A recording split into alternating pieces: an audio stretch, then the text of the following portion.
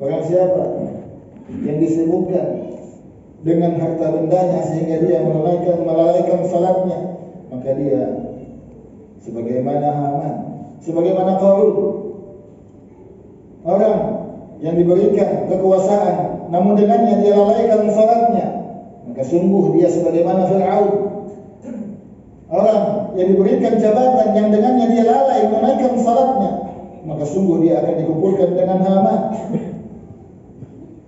Orang yang sibuk di dalam perdagangannya, yang sibuk di dalam perniagaannya sehingga dia melupakan salat dan melalaikannya, maka sungguh dia akan dikumpulkan bersama Ubay bin Khalaf, 4 tokoh penghuni neraka. Disebabkan karena apa? Karena mereka melalaikan salat. Karena mereka melalaikan salat.